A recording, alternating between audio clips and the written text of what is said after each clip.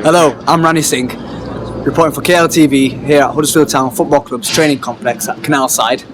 Here today to interview Mr Simon Grayson in regards to the big game against Ipswich Town on Saturday.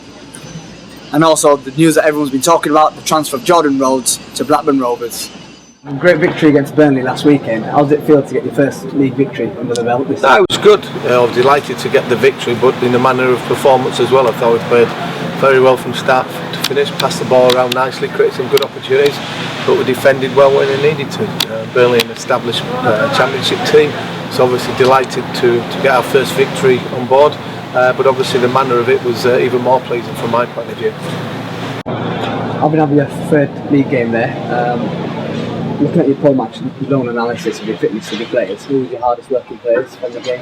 Well, I think the nucleus of the team worked extremely hard. I think it's inevitable that central midfield players are going to be up there because they have to cover a lot of ground. The wide players have to be up and down. So normally it's sort of the centre halves who just sort of have a bit of a relaxing period at times, and the other lads are doing most of the work. But they all contribute in different manners.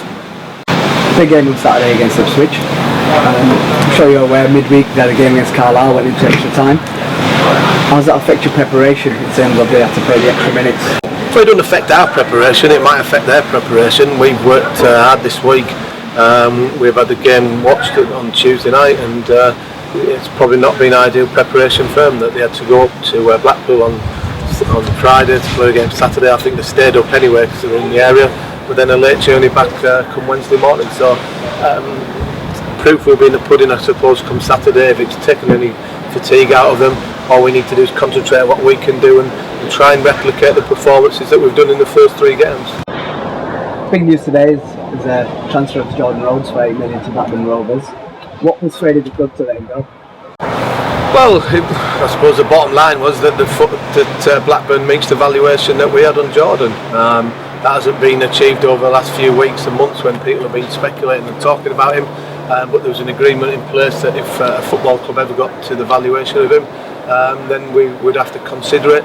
And then obviously it was down to Jordan to decide if he wanted to go and have medical and personal terms, which he's come to us and asked to do, which we couldn't stand in his way because he's been loyal to the club.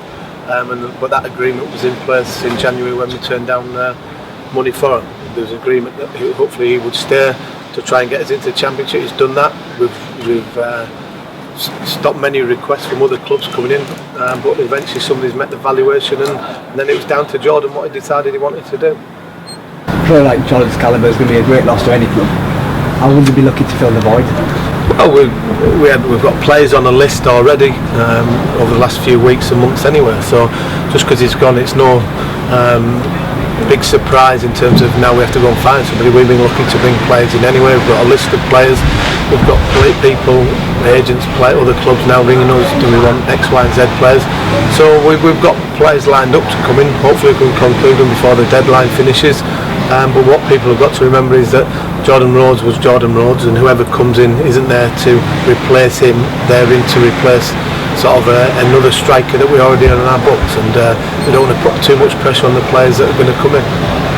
Coincidentally, the last record transfer for a player from Huddersfield Town was to Ipswich Town, and that was back in 2000 for £2.75 million. In terms of Jordan's fee, how much of that will you get to use for transfers? Well, I've had a conversation with Dean, and we've discussed what we like to do over the next couple of days. I think that money will go to sort of the long-term security of the club. You'll see the training ground being developed, there might be money goes on that. We've got transfer window in January, we've got other players that we'd like to bring in short term, so many aspects will help to be finalised with things. We just got to make sure that we spend it wisely whenever we do spend it. Are there likely to be further additions? Well, I hope so. We're obviously working hard to try and do that, and we'll see where we're in the next sort of 24 hours. Back to Saturday's game, how's your preparation gone? Is there any fresh injury concerns? Or? No, there's just sort of Sean Scannell's still look out from the weekend because it's hamstring, and obviously Jordan leaving, so there'll be changes to the team, but hopefully the team that starts will sort of replicate the performances they've done recently. And finally, thoughts on the Ipswich game, having taken 5 points in your managerial career out of the possible 21. How's that? Well, it's a tough place to go to. It's not an easy place, but we've got a group of players here that are very sort of committed in what they're doing. Some talented players, and hopefully we can go there and get a result. I wish you all the best for Saturday. Cheers, thank you. All right. Well, there you have it. Having spoken to Simon Grayson, he's optimistic about the game against Ipswich on Saturday. There's no major fresh injury concerns. However, the loss of Jordan Rhodes will be a great loss for any club out there. However, he is optimistic that the club will go forward and progress where they need to be. Rani Singh, reporting for KLTV.